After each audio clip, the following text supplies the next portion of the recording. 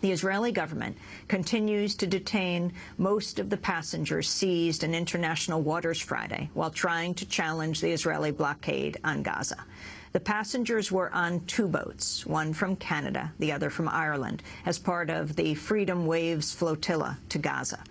Around 20 activists are believed to remain in custody after refusing to sign statements asserting they'd entered Israel illegally. Flotilla organizers have accused the Israeli military of abusing the activists with allegations of physical assault and the use of tasers. Democracy Now! Correspondent Jihan Hafiz was among those detained in the Israeli raid. She had been filing daily reports for Democracy Now! From the Canadian ship called the Tahrir. She spent 3 nights behind bars. She was finally deported Monday night, landed in New York just hours ago. In this Democracy Now! Exclusive, Jihan joins me now in our New York studio. Welcome to Democracy Now! Thank you very much, Amy. It's very good to have you back. It was a battle to get you released this weekend from Israeli detention. Can you describe first what happened on Friday? Yesterday we interviewed the Egyptian reporter about what she saw. She was also on the boat. But today, Jihan, tell us what happened. Well, they contacted us about 12:30, 1 o'clock, and we knew that that they had arrived because all the communication had shut down on our boat. The satellite phones didn't work as well.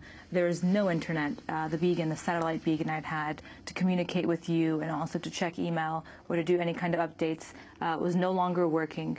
And so we figured at that point that they were around. And then, of course, they made contact with us, and the Israeli Navy asked us what the course of our where our course was headed.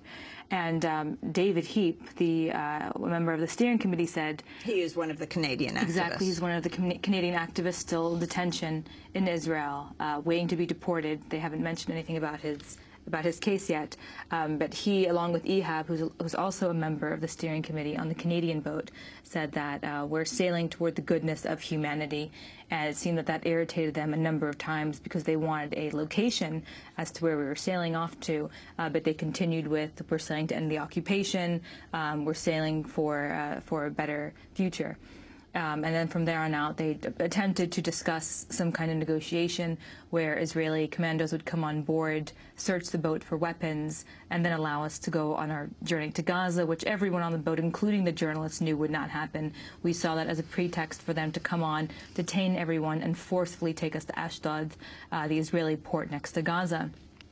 And of course, this was also something the Irish delegation, which was 15 people on all Irish, by the way, on the Saoirse, which was some parliamentarians, yes, including a European MEP. He was also on the boat, and that's a member of the European Parliament. Exactly, and a former member of the Irish rugby team, a national team there.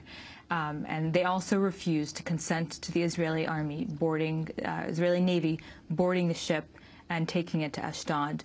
Everyone agreed that there would be passive resistance, that if they were to come on, we would not resist them in any way, but we would take what they said if they were to detain us, which they did. And in the end, that happened. It did take an hour for them to come to some kind of negotiation. No negotiation was reached, and they were very irritated at that point. They were circling the boat multiple times. And how many ships were there? There were 3 warships, and there are about 20 smaller gunboats, so 4 Zodiac boats. And these are boats that can maneuver very quickly and can disrupt. Our boats were not as big as the warships, but they could disrupt us in the water, and they pushed us forcefully side to side because the waters that day were rough as a storm was coming. And so they were intimidating both boats, going back and forth, surrounding them. There were 4 Zodiacs, 4 water cannon boats, as well as 4 regular gunboats. All of the commandos on all of these boats were heavily armed. I mean, obviously, they did not look like they were taking 2 very much smaller boats filled with unarmed people, with activists and civilians that looked like they were taking on an army of a foreign country. In any case, they They followed the Irish boat, which decided to make a run for it. They went straight ahead, attempted to break away from the Israeli commandos, and at that point, two water cannons started to pour lots of water into the Irish boat, which flooded it, blew their sockets, and cut off all the electricity. And so at that point, the Irish delegates I spoke to said, they told the Israeli army, we're taking on water, we're sinking, we're going to go down and see if you continue with the water.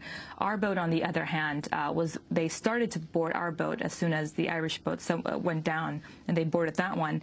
And as soon as they came on board, they were extremely hostile. They approached us as if we were armed.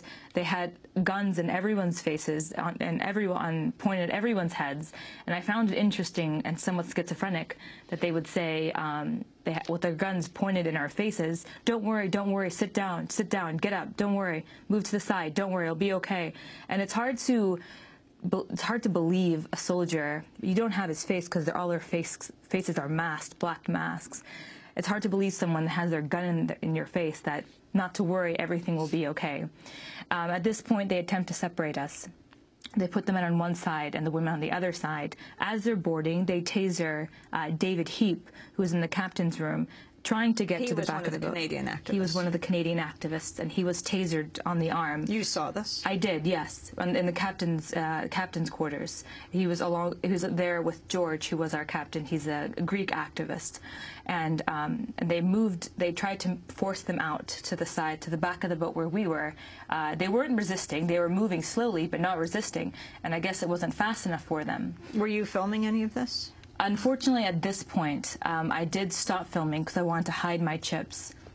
I knew that if I had any chance to take any of this video out, I'd have to hide the video. I'd have to hide the chips that I had from the experience of the Marvin Marmara. Casey Kaufman of Al Jazeera was filming up until the commandos stepped on the boat. And as soon as they stepped on the boat, they grabbed his camera and grabbed all the other cameras on board and put them to the side. And so most of the filming stopped as soon as they boarded the boat. And they were very forceful with Michael Coleman, who was a delegate, the only Australian delegate. He did resist. He was not cooperating with any of their demands. They dragged him to the other side of the boat. They had guns to his back as well as to his head as they frisked him. And they even had lasers pointed at his chest. And this irritated a lot of people on board, including the journalists, because it seemed as though they were threatening to shoot him. And so we were a bit concerned about having lasers pointed at people, at which point they put it down. But they detained us and kept us all on the top of the boat until there were requests made to go down because it was very cold heading back toward Ashdod. So you're taken to Ashdod. There, what else did you see? What happened to the activists there? Well, we knew that upon arriving, because when they did board our boat, and the first time I see the video of what happened is, of course, the Israeli video, because we don't have any of our images. So we don't have them because they took them from us, and they would not let me come back to the United States with them. And I found it interesting that when they boarded the boat, they had some Israeli commandos with cameras strapped to their helmets. And so they were walking around filming us. We asked them for water because there were some people who were dehydrated and who desperately needed water before we arrived at the port. And at that point, we didn't know if we could have water at the port as well. So they allowed us to drink water, and whenever anyone attempted to drink, they had the cameras in people's faces, and the activists were saying this is going to be part of their propaganda machine to show that they were very cordial toward the activists and to the reporters they had detained.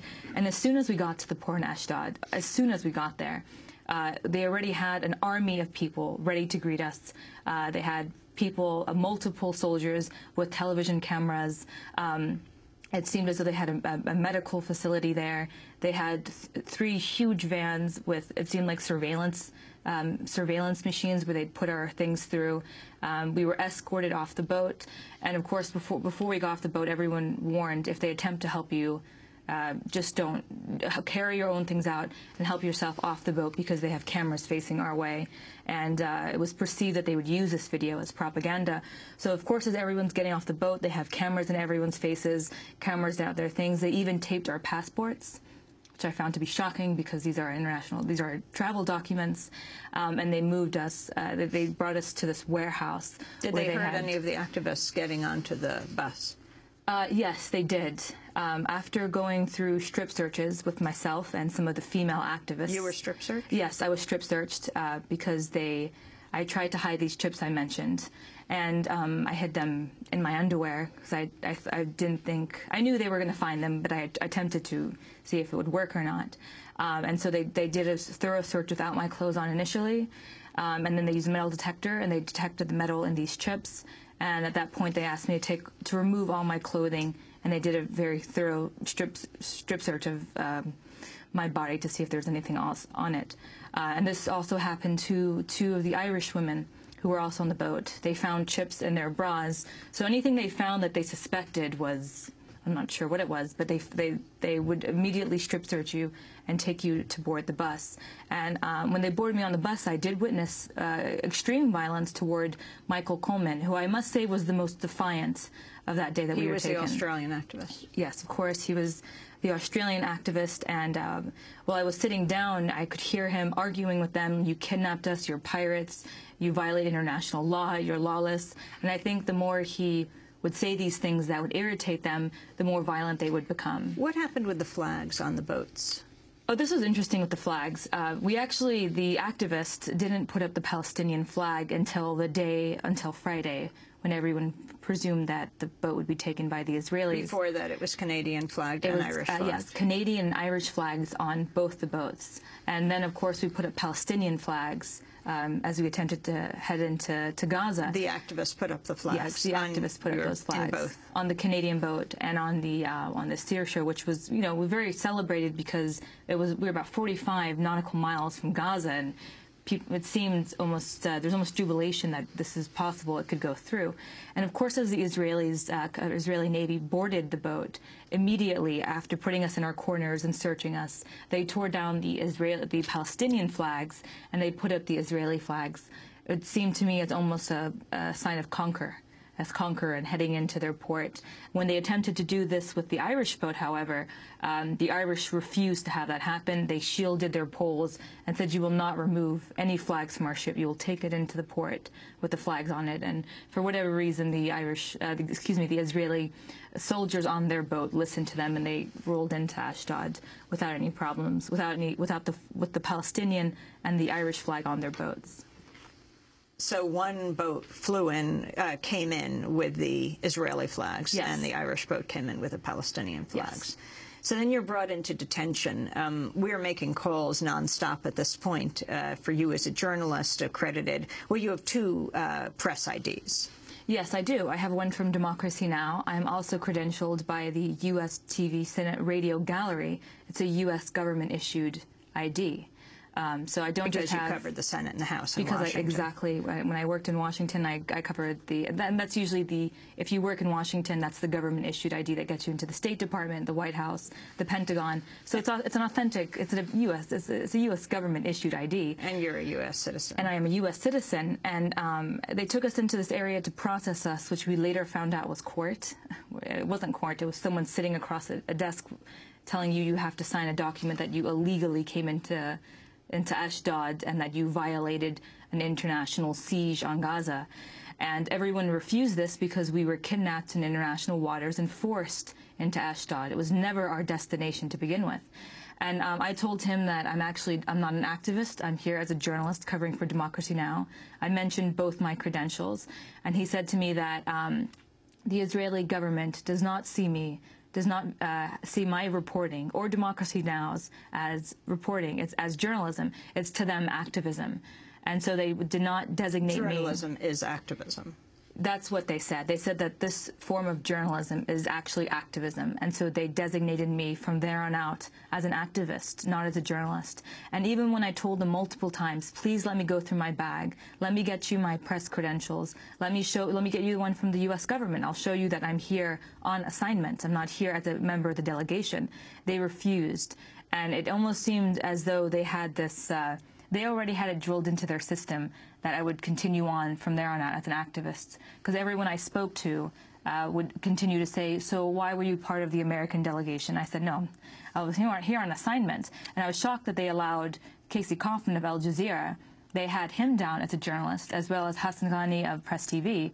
But when it came to me, I was lumped into the rest of the activism. And what has happened to Hassan Ghani? I haven't heard from Hassan. How was he since that referred night. to there? He was referred to as the Iranian. Press TV is an Iranian station, and Hassan actually is not Iranian whatsoever. He's a Pakistani descent, but he's actually a British national. He was born in the UK, and he has a British passport. But they continuously kept referring to him as the Iranian, as the Iranian. So I was worried at that point as to what would happen to him afterward if they kept designating him as an Iranian. This is Israeli Army spokesperson Ali Shalikar defending Israel's decision to intercept the flotilla boats in international waters. A short while ago, the Israeli Navy boarded the two vessels which were on their way to break the maritime security blockade which was imposed by Israel on the Gaza Strip. We are talking about a very clear case of provocation, and we maintain our right to defend our borders. There is the Israeli Army spokesperson saying we remain our right to defend our borders. Jihan Hafiz, your response? Well, that was the response all along, and we knew that before we, as soon as it was announced the media embargo, the information embargo was lifted, the Israelis responded right away, and that response seemed to match what they said. We were well aware that they were, if they were to intercept the boats, and we knew that they were to intercept the boats, that this would be the response coming out, that we were violating their embargo, and that, and what we're also hearing is that the 100-kilometer, they had jurisdiction over international waters, and they made that very clear to us as well. They, I mean, if I could just quote what one of the guards said to us, she said, "You are not an Israeli, you are in Israel now, and we make the law." And it was very much that's how it was the whole way through. Whenever we tried to, even the journalists who said, listen, we were in international waters, you kidnapped us, you brought us here, we were forced here, we won't sign things that say that we came here illegally, because we didn't. They would keep saying to us, well, this is international law, and you violated a so-called international embargo against Gaza. They didn't say the Israeli embargo, they said the international embargo to give it more authority over what they were doing. You are a U.S. citizen. The United States government is responsible for what happens to you. Yes. What was the U.S. response as you were in jail for the 3 days you were there? I was very shocked by the U.S. response, by their involvement in our case. Kittredge and I were both Americans. Kittredge was the American activist. Yes, he was actually the only American activist on the trip, and we were shocked that it took a while for them to come to our aid, and well, the Irish delegations and the Australian and Canadian delegations had their representatives, and the Irish ambassador come 3 days of the 3 days we were detained. The Americans came twice, and they came at the very end of the day with barely any kind of helpful information other than what the Israelis were telling us to do, which was sign away that you entered illegally. And I found it somewhat astonishing that the U.S. representative from the U.S. Embassy said to us, he admitted that they are powerless in Israel. They're powerless over our cases, that they're in a foreign country, and that they can't do anything, and that they're being given the runaround. And I was wondering why they came the second day so late. Kit and I said to them, where the hell have you guys been? We've been rotting away in this detention facility, no information. We keep watching the Irish and the Canadians go out speaking to their people, coming back with substantial information that pertains to their release.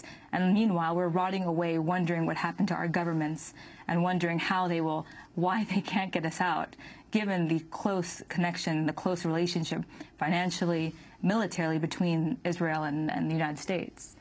And what was the response? And the response was they're giving us the runaround and that they're powerless in a foreign country. I mean, they literally said, we are powerless in a foreign country. And we couldn't believe that they were saying this to us, because this is the U.S. Embassy. Everyone on the delegation, too, thought that the U.S. would come to our aid very quickly. They would find some way to get us out as U.S. citizens.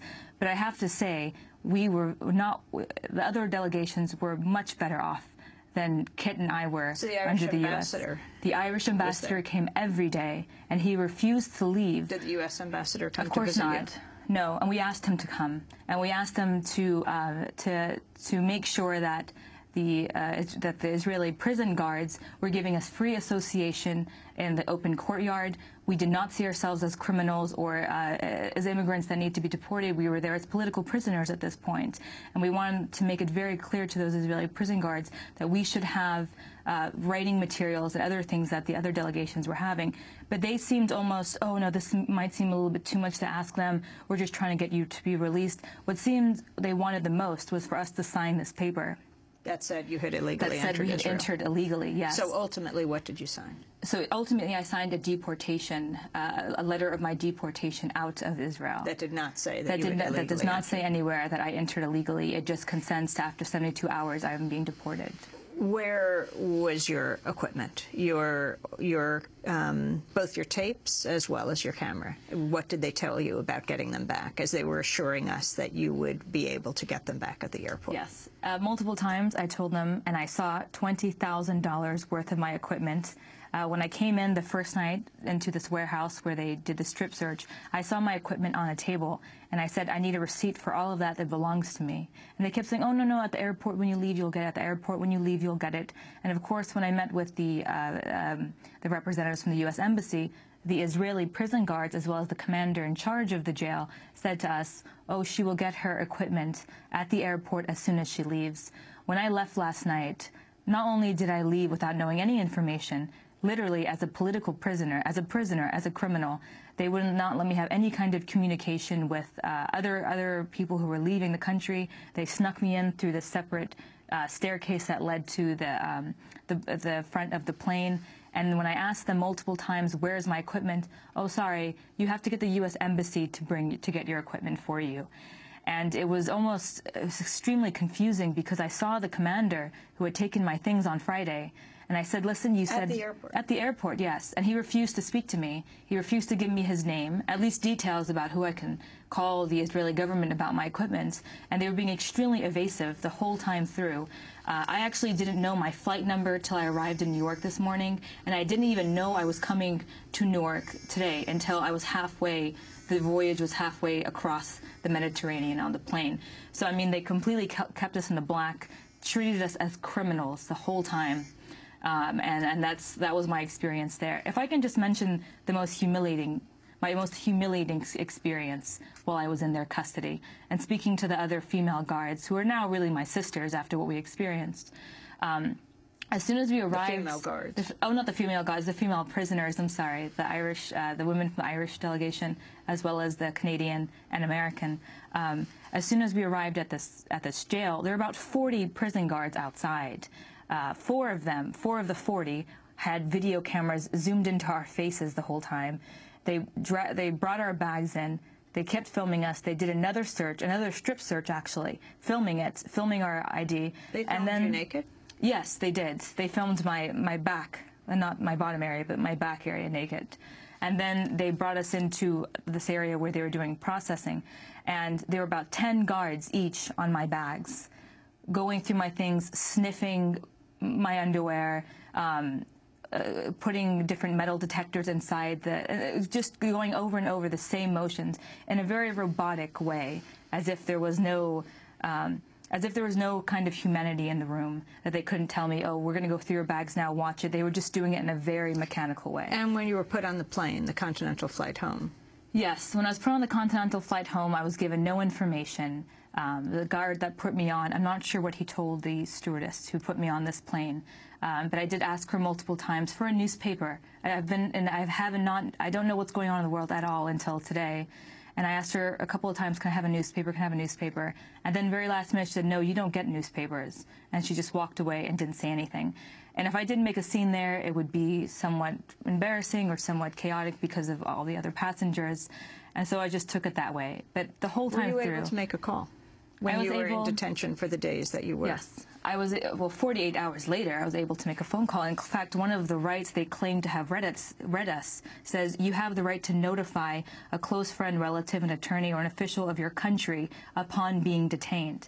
I was able to make a phone call 48 hours later, So no one knew what was happening with me. No one had heard my voice or knew if I was okay or not until 48 hours later when I called my sister, and they recorded the conversation, and they only allowed 3 minutes. And the call could go to where? And the call could only go to your home country. So you could only call your home country, and you could only call a relative. And they said to me, do not say anything negative. Say good things that have happened to you. Say how we've been treating you. Do not say anything negative. They said this to the other women as well. They said to the other women, do not say negative things on the phone. Do not say political things on the phone. At this point, the majority of people who were detained are still in detention. In these last 30 seconds, can you talk about what you know of the people now? They're supposed to be released today. The 72 hours of their detention was up last night. And so what I think the Irish delegation is refusing is to buy their own tickets. They believe that the Israeli Ministry of Interior should purchase their tickets for kidnapping them and bringing them to Ashdod.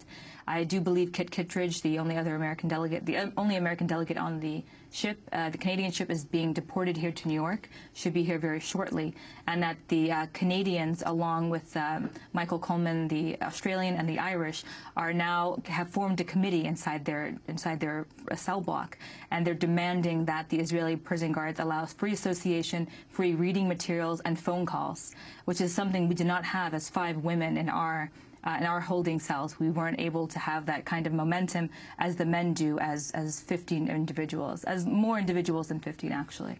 Will you be able to get your equipment back? I hope so, but the American official at the U.S. Embassy said it's taken them 1.5 years to get broken equipment back from the Marvy Marmara trip for other journalists.